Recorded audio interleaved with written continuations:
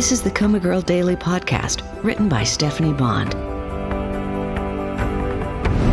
July 15th, Friday. Gather around bed 3, Dr. Tyson said. Move some flowers if you have to.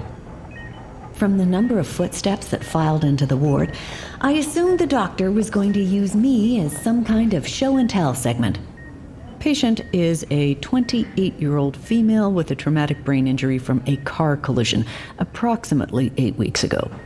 She was unconscious when first responders arrived on the scene. Upon arriving at Brady, she underwent surgery to relieve bleeding on the brain. She has not yet regained consciousness. Questions? Phillips, go. What is the state of the brain bleed? Stable and healing, but considerable swelling remains. Gaynor, go. Did the patient have a brain incident before the crash, or was the bleed caused by the crash? Patient was healthy before the crash. The brain damage is an impact injury. Tosco, go. Is the patient verbal? No. Streeter, go. Does the patient exhibit brainwave activity? How would you measure it?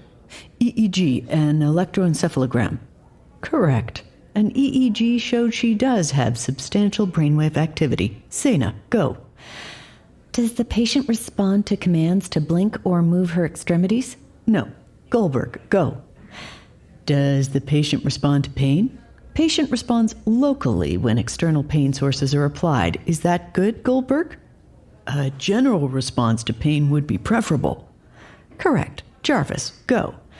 Is this COMA girl? The room fell completely silent.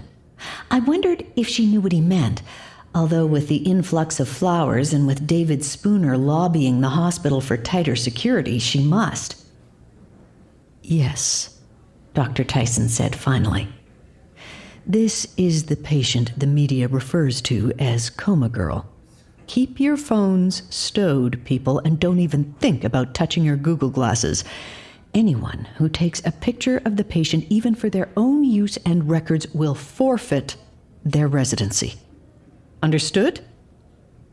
A chorus of yeses sounded. Quan, what test is used to determine the severity of a coma? The Glasgow Index. Correct. And based on the answers to the previous questions, where would the patient land on the index? In the severe range. Correct again. Statler, go. Can the patient hear us?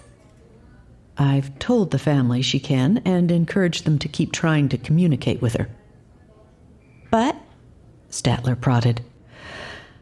But between us, I doubt very much COMA girl has any awareness of what's going on right now. Not only am I aware, but I'm incensed. How dare the doctor just write me off like that? Jarvis, do you have a question? But you don't know for sure the patient can't hear us? It's my opinion, based on the results of the EEG, that she cannot. But you don't know, he pressed. No, Dr. Tyson conceded. I don't know for sure. Let's move on to the cardiac ward. Okay. I kind of like that Jarvis guy.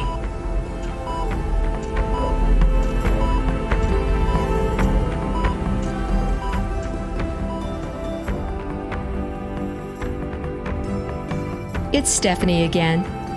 What do you think will happen next in the COMA Girl Daily Podcast?